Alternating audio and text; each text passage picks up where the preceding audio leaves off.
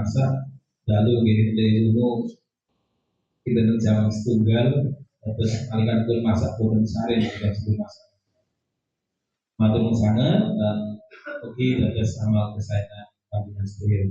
Datang kok kamugi kawula aturaken matur nuwun awit sampun mengkondisikan jamaah utawi kendaraan yang sampun bapak ganti rapi lalu mangke sadar-sadar biasanya sampun matur sangat sedaya menika estu namun pantes ridhanipun Allah Subhanahu wa taala.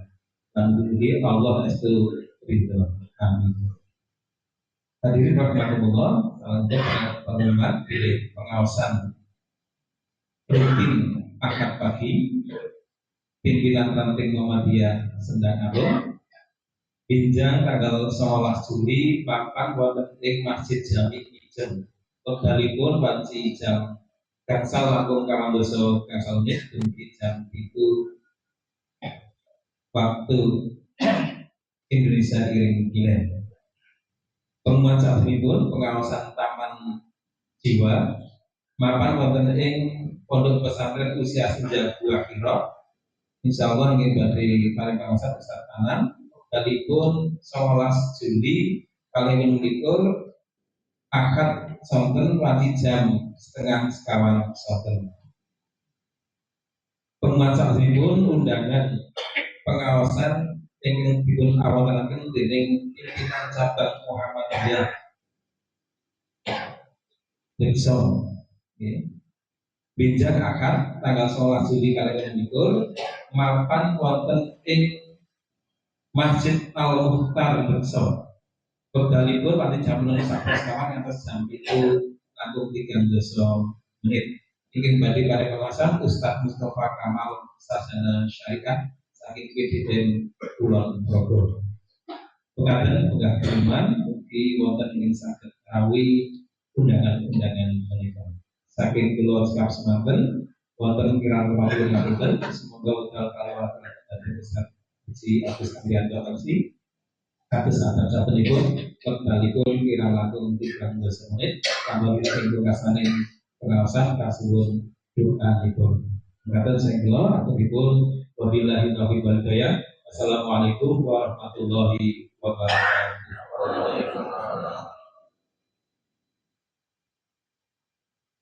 Assalamualaikum warahmatullahi wabarakatuh.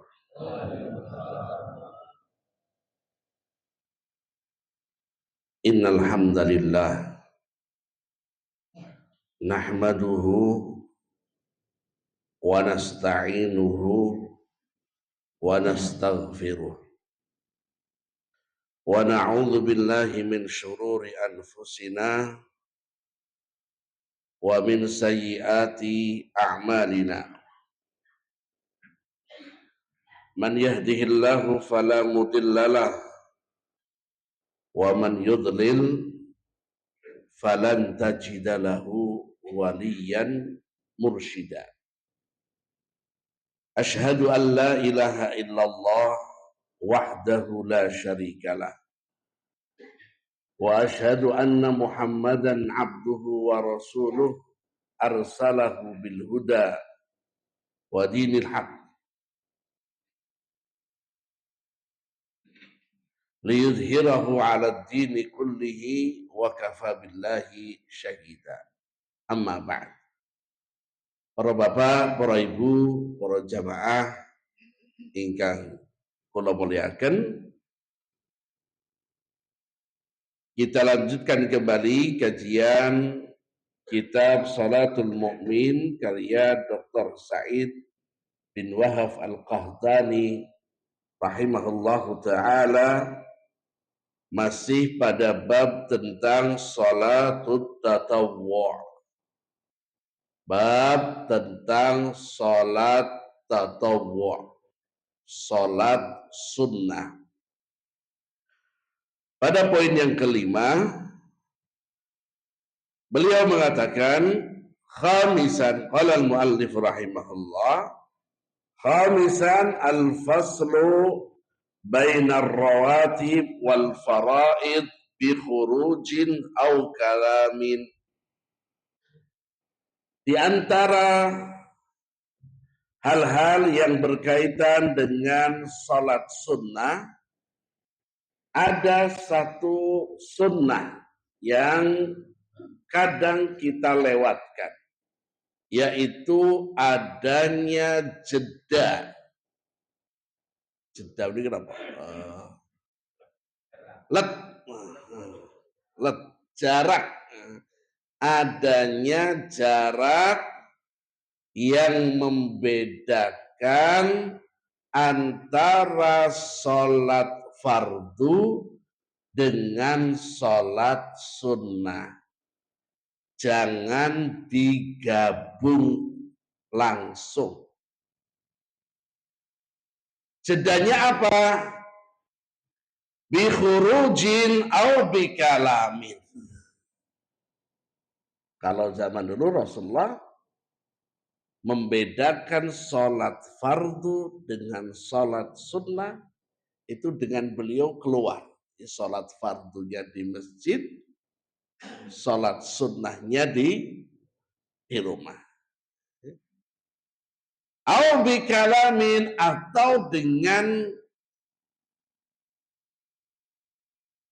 sebuah ucapan atau kalimat seperti istighfar, zikir, doa.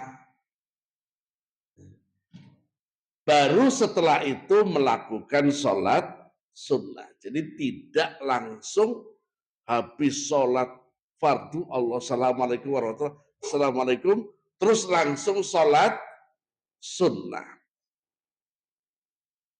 Li hadis Sa'ib ibnu Yazid anna Muawiyah radhiyallahu anhu qala, hal ini sebagaimana disebutkan dalam hadis yang diriwayatkan oleh sahabat As-Sa'ib bin Yazid. Beliau menceritakan, sahabat Muawiyah mengatakan, idza shallaital jumu'ah, kalau kalian sholat Jumat, kalau kalian sholat Jumat, fala tasiluha bi sholatin hatta tatakallam au takhruj. Kalau kalian sholat Jumat, jangan langsung nyambung dengan sholat sunnah ba'diyah Jumat.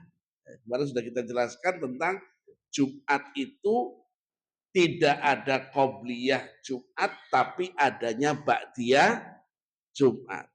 Ba'diyah Jumat ada dua, bisa 2 rakaat, bisa 4 rakaat. Karena ada 2 hadis yang menyebutkan sholat Rasulullah habis Jumatan itu sholat di masjid 4 rakaat. Dalam riwayat yang lain, Rasulullah habis Jumatan pulang ke rumah sholat 2 rakaat. Jadi Jumatan ada ba'diyahnya. Jumlahnya bisa 4, bisa 2.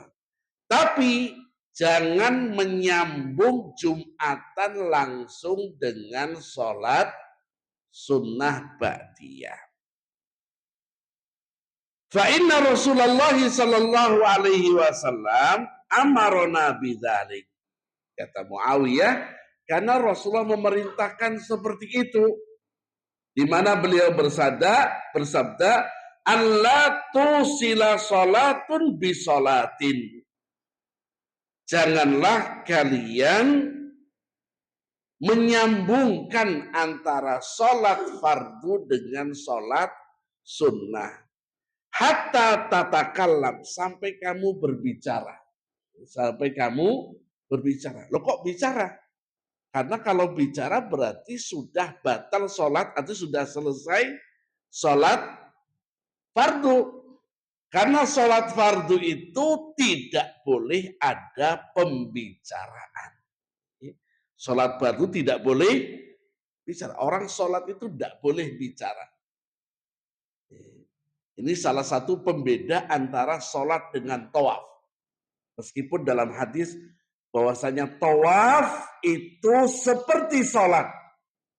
Tawaf itu seperti sholat. Hanya saja tawaf itu boleh berbicara. Artinya kalau sholat tidak boleh bicara. Lah nek wahin terus pundi? Sholat wahin. Watuk.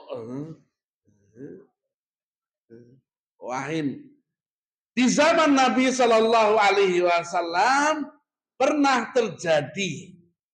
Ini mungkin sahabatnya baru ngaji, sregep baru istilahnya semangat-semangatnya. Baru dengar nek wahin ki moco alhamdulillah. Diamalkan.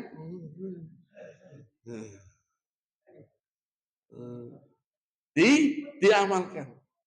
Kalau ada yang wahin, lalu dia baca bismillah, maka kita jawab yarhamu Allah. Wahinnya alhamdulillah. Yang dengar jawab yarhamu Allah. Dibalas lagi yahdi kumullah. Nah ini sahabat ini baru ngaji tentang itu. Pas sholat ada yang wahin. Dilala kok ngomong alhamdulillah. Wah, ono sing ngomong alhamdulillah dia wahid. Dia jawab yarhamu Allah. Semoga Allah merahmatimu. Sahabat yang mendengar itu si rodok senior nih. Sambil nepuk-nepuk. Iki aja ngomong maksudnya. Aja ngomong. Sambil diplototi. Nah sahabat yang baru ngaji ini bingung. Ini warna apa kok? Nesu-nesu. Aku kan bener aku krungu pengajian ya tak praktekin. Akhirnya apa? Ditepuk-tepuk. Aku kemudian Rasulullah mengatakan, sesungguhnya sholat itu yang ada adalah bacaan Quran dan zikir. Tidak boleh ada ucapan manusia. Ini menunjukkan boleh nggak wahid moco alhamdulillah? Boleh. Karena alhamdulillah bagian daripada zikir. Nek jawab yarhamukallah. Kalau sengaja batal. Kenapa? Karena yarhamukallah itu bukan bagian daripada zikir. Yang ada zikir atau membaca Al-Quran. Maka di sini kata Nabi, jangan nyambung antara sholat fardu dengan sholat sunnah kecuali kamu kasih jeda dengan berbicara atau dengan keluar dari masjid. Hadis ini disebutkan di dalam kitab diriwayatkan oleh Imam Muslim dalam kitab Salatul Jumu'ah. Meskipun perawi hadis ini menyebutkan bahwasanya di sini yang dimaksudkan adalah sholat Jumat, tapi hukum ini berlaku untuk semua sholat. Bukan hanya sholat Jumat. Tapi sholat-sholat yang lain itu juga berlaku. Tidak boleh menggabungkan sholat fardu dengan sholat sunnah kecuali ada jeda terlebih dahulu. Hal ini pernah terjadi di zaman Rasulullah SAW yang dilakukan oleh sahabat Umar bin Khattab radhiyallahu anhu. Sahabat Umar bin Khattab radhiyallahu anhu. Dalam hadis yang diriwayatkan Imam Ahmad dalam kitab Musnadnya, dikatakan ketika ada sahabat Rasulullah Sallallahu Alaihi Wasallam yang sholat kemudian dia langsung berdiri, faqama rajulun yusalli. Habis sholat fardu langsung berdiri. Fara'ahu Umar. Umar lihat. Umar ini modelnya nggak ada basa-basi. Apa? Kalau bahasanya orang Jawa Timur bloko suto.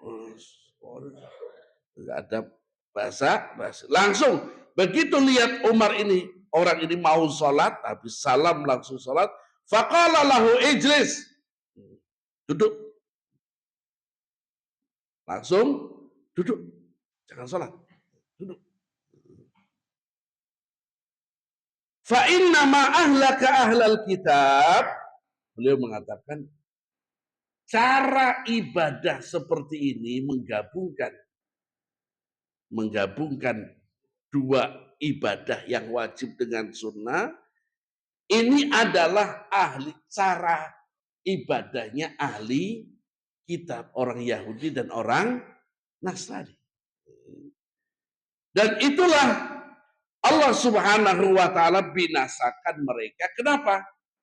Disebutkan orang-orang ahli kitab, orang-orang Yahudi, orang-orang Nasrani, itu ketika ibadah, mereka sengaja, para rahib-rahib itu, menyelipkan perkataan-perkataan mereka, gandingkan antara firman Tuhan dengan perkataan rahib-rahibnya ini digabung.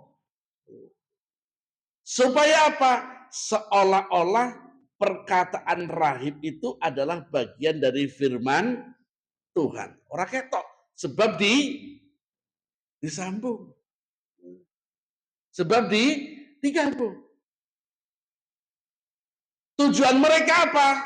Tujuan mereka supaya mereka bisa memasukkan syariat-syariat mereka seolah-olah itu syariatnya dari Allah. Dalam contoh, mereka mengatakan menggabungkan antara persembahan, jadi dalam Nasrani itu harta yang sudah dipersembahkan maka itu menjadi miliknya Tuhan dan tidak ada kewajiban untuk berbakti kepada kedua orang tua. Nah, ini tambahannya ini, padahal tidak seperti itu. Sehingga gaya-gaya ibadah yang menyambungkan antara ibadah yang wajib dengan ibadah yang sunnah itu adalah gaya daripada orang-orang ahli kitab. Lalu Rasulullah melihat tindakan sahabat Umar bin Khattab radhiyallahu anhu yang langsung to the point, ijlis, duduk. Duduk, jangan sholat. Duduk. Rasulullah SAW mengatakan, Ahsan Ibnu Khattab. Wis benar. Umar, apa yang kamu lakukan sudah benar. Jadi Rasulullah membenarkan apa yang dikatakan oleh sahabat Umar bin Khattab radhiyallahu anhu.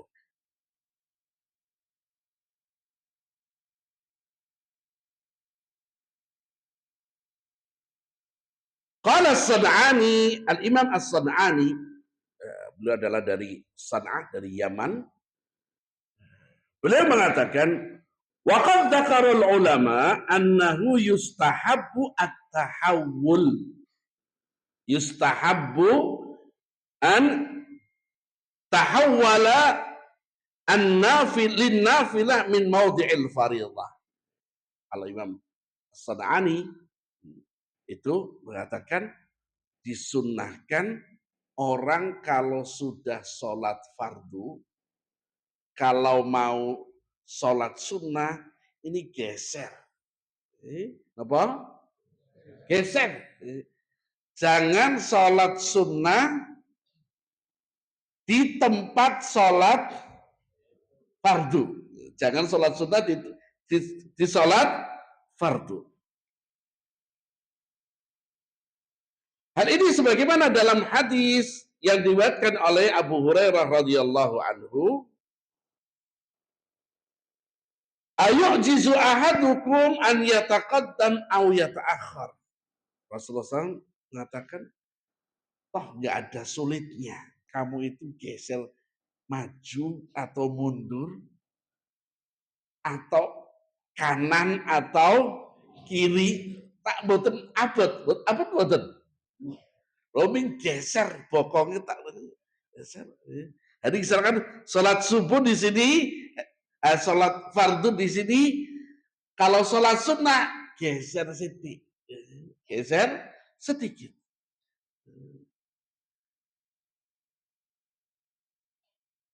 Kata Nabi, hal itu tidak memberatkan, tidak sulit, sungguh tidak sulit geser itu.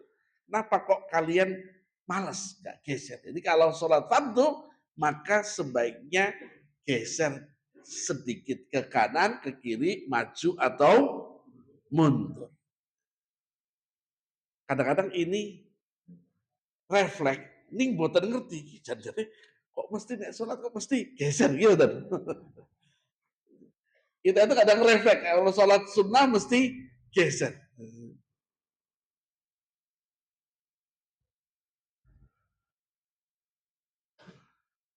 Apa hikmahnya? Apa hikmahnya sholat, memisahkan sholat fardu dengan sholat sunnah? Apa hikmahnya memisahkan antara sholat fardu dengan sholat sunnah? Hikmahnya adalah wal hikmatu fi dzalika li'alla yashtabihal fard bin nafilah. Hikmahnya adalah untuk membedakan mana yang fardu, mana yang wajib, mana yang sunnah. Nanti kalau habis duhur, assalamualaikum warahmatullahi wabarakatuh, langsung sholat. Ini seolah-olah sholat berikutnya ini adalah bagian daripada sholat duhur, atau dia adalah sholat duhur. Tapi kalau duduk dulu, astagfirullah,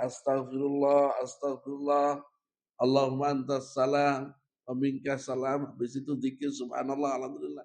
Habis zikir, sholat. Orang jelas, oh ini lagi sholat sunnah, bukan sholat. Oh kadang-kadang kita loh, kalau terlambat, itu kan suka sulit membedakan. Iki wong ki sholat fardu apa sholat sunnah. Kita masbuk, nggak dapat imam jamaah. Ono wong lagi sholat, dijawil gitu nggih. Iya, dijawil. Ketika jawil, kita tahu nggak orang itu sholat fardu atau sholat sunnah? Kadang boten ngertos. Sebab kita nggak tahu perpindahannya. Beda kalau kita tahu. Oh orang itu sudah zikir, terus dia geser, terus dia sholat. Oh berarti dia sholat sunnah. Tapi kalau dia tetap di situ, sholatnya di tempat di soft itu, maka seolah-olah apalagi softnya pas di tempat kakinya, orang menganggap oh ini sama-sama makmum masbuk. Sehingga saya bermakmum dengan orang tersebut. Boleh betul? Boleh. Bukan niatnya beda. Dia niat sholat sunnah, sayanya mau sholat fardu. Al-Imam Asy-Syafi'i rahimahullahu taala, beliau punya satu kaidah dalam masalah niat. Ini bisa dipakai untuk dalam ibadah. Al-Imam Asy-Syafi'i rahimahullah mengatakan, setiap orang yang sholat, maka dia memiliki niat masing-masing. Setiap orang sholat memiliki niat masing-masing. Dan niat orang lain tidak bisa mempengaruhi niat yang lain. Tidak bisa mempengaruhi niat yang lainnya. Artinya apa? Seorang yang punya niat, orang niat sholat sunnah, ya dia nak sholat sunnah. Tapi kalau makmum yang sholat fardu, ya berarti dia niatnya tetap sholat fardu. Tapi apakah boleh berjamaah? Boleh. Meskipun beda niat. Tidak jadi masalah. Apa dalilnya? Dalilnya adalah hadis tentang kisahnya sahabat Mu'adz bin Jabal. Mu'adz bin Jabal radhiyallahu anhu. Beliau datang ke Rasulullah, ya Rasulullah, saya itu ngimami di RT saya, di musola. Tapi saya pengen sholat sama jenengan. Boleh nggak saya sholat di Masjid Nabawi dulu? Kok nek bar rampung tak ngimami teng musola. Itulah sama. Ibu-ibu yang sholatnya di rumah, suaminya di masjid. Terus nanti ngomong, Pak, kok nek wis sholat di masjid, kowe ngimami nang omah. Kalau ibu-ibu jadi makmum. Nah, ketika Mu'adz bin Jabal ngimami yang di musola, maka status sholatnya Mu'adz adalah sholat sunnah. Sedangkan makmumnya adalah sholat fardu. Dan itu tidak jadi masalah. Sebagaimana juga hadis tentang sahabat yang datang terlambat ke masjid, lalu Nabi bertanya, kamu sudah sholat? Belum. Lalu Nabi menawarkan, siapa yang mau sedekah? Saya Rasulullah, temani dia sholat. Ketika dia nemani sholat, yang kedua, loh, berarti nemaninya dua, enggak, nemaninya cuma tetap, misalkan sholat maghrib, nemaninya ya 3 rakaat. Cuma status sholatnya itu bukan sholat fardu, tapi sholat sunnah. Nah di sini imamnya sholat fardu, makmumnya sholat sunnah, tidak mengapa. Nah ini apa yang dikatakan oleh Imam Syafi'i. Orang yang sholat memiliki niat masing-masing. Dan niat orang lain tidak bisa mempengaruhi niat yang lainnya. Buktinya apa? Buktinya kalau ada imam batal. Ini jarang nih. Kadang luwih gengsi. Wah, isin aku. Terus akhirnya dilanjutkan gitu. Oh, isin ya. Padahal ketika imam batal, maka tidak boleh dilanjutkan imamnya. Tapi apakah makmum harus batal? Boten. Makmum bisa melanjutkan. Sebab apa?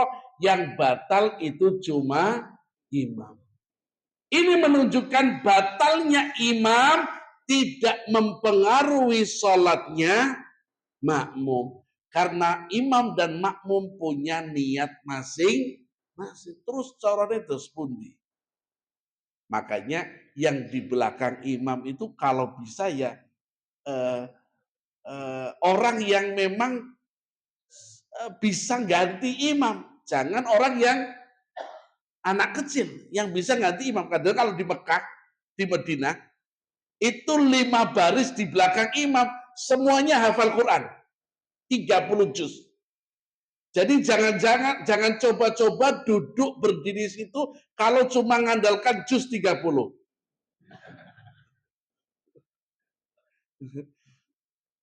Ini harus meskipun bedanya sithik 30 juz sama juz 30.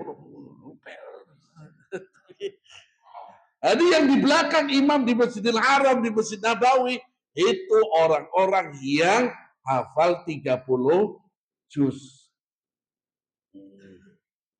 Sehingga kalau imamnya batal, maka yang di belakang langsung maju. Motor dadak di dikon. Nah, susahnya kalau yang nggak paham. Terus aku batal ya. Oke maju ya. Nggih. Terus dijawab nggih. Padha batal nih. Sama-sama batal.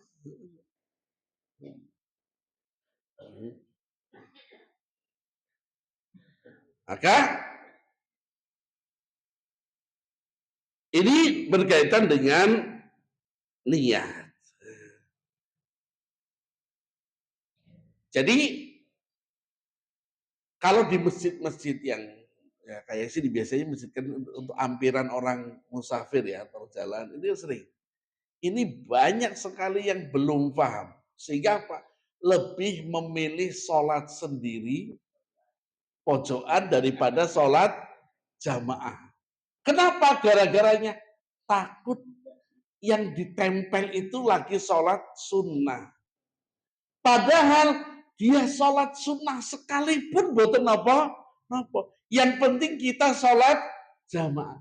Panjenengan kalau datang ke masjid cuma sholat sendiri, cuma dapat satu. Tapi kalau jamaah dapat 27. Kelangan pintu likur yuta. Kok ya gelem lah.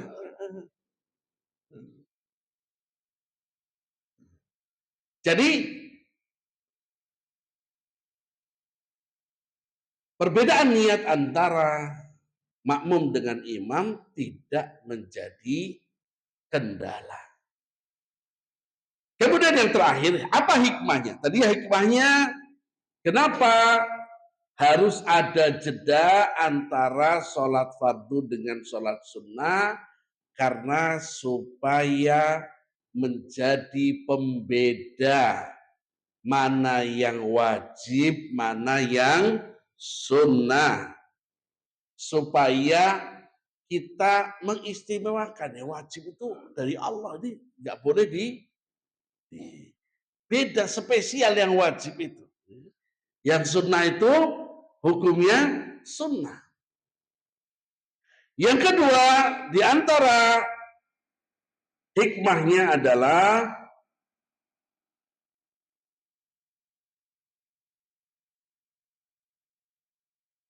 supaya kita banyak menempati tempat sujud yang lebih banyak. Setiap kalau kita ini sholat di sini, fardunya di sini, sunnahnya di rumah. Sehingga apa? Sehingga tempat yang kita pernah sujud itu jadi banyak. Maka jangan suka ngeblok sejadah. Atau ada, biasanya ibu-ibu ini, biasanya ibu-ibu. Nek lagi nengkono terus. Kalau kami waktu di perumahan di Surabaya, itu kan orang-orang elit semua ya, apa namanya, orang-orang ada mantan Panglima TNI, ada wali kota Surabaya dalam satu perumahan kami itu. Ya namanya orang-orang kaya. Sehingga apa? Yang sop pertama itu sudah di kafling. Jadi kayak masjid kayak di kafling. Tidak boleh. Bahkan kalau bisa kita tuh pindah-pindah. Supaya apa? Tempat yang kita sujudi lebih banyak. Kenapa? Karena di situ akan banyak yang bersaksi atas sujud kita. Di hari kiamat, ketika mulut tidak bisa bicara, tapi semua orang akan bersaksi, semua alam akan bersaksi tentang perbuatan kita. Apalagi kalau kita lakukan sholat sunnahnya di rumah, maka di situ akan mempengaruhi keberkahan di dalam rumah. Maka kata Nabi, sebaik-baik sholat itu dilakukan di rumah. Sebaik-baik sholat, sebaik-baik sholat itu memang yang paling baik di rumah, kecuali sholat fardu. Hadisnya seperti itu. Afdalu sholatul mar'i fi baitiha. Sebaik-baik sholat seseorang itu di rumahnya. Illal faridah. Kecuali sholat fardu. Maka yang paling afdal di masjid. Maka Bapak Ibu yang muliakan, kajian kita pada pagi hari ini, mari kita berdoa pada Allah Subhanahu wa taala. Semoga Allah berikan semua yang hadir sehat jasmaninya, berkah rezekinya, dan diberikan oleh Allah Subhanahu wa taala afwa wal afiyah. Allahumma salli wa sallim radhiyallahu taala an kulli sahabati Rasulillah ajma'in. Walhamdulillahi rabbil alamin. Allahumma salli ala Muhammad wa ala ali Muhammad kama sallaita ala Ibrahim wa ala ali Ibrahim innaka Hamidum Majid. Allahumma inna nas'aluka bi anna nashhadu annaka Allah la ilaha illa antal ahadus samad alladzi lam yalid wa lam yulad wa lam yakul lahu kufuwan ahad. Allahumma la tada' lana fi maqamina hadza dzanban illa ghafartah wa la dainan illa qadaitah wa la maridan illa syafaitah wa la hamman illa farajtah wa la hajatan min hawaijid dunya illa qadaitaha wa yassartaha ya arhamar rahimin. Ya Allah, ya Tuhan kami, Zat yang Maha Pengasih lagi Maha Penyayang. Ya Allah, ampunilah kami yang hadir di majlis ini pada pagi hari ini. Ya Allah, ampuni dosa-dosa kami, ampuni kesalahan-kesalahan kami, tutup aib-aib kami, ya Allah, rapat-rapat. Ya Allah, ya Tuhan kami, jika di antara kami ada yang sedang Engkau uji dengan penyakit, dengan sakit, ya Allah, maka kami mohon kepadamu, sembuhkan penyakit saudara kami. Ya Allah, sembuhkan penyakit saudara kami dengan kesembuhan yang tidak lagi diikuti rasa sakit.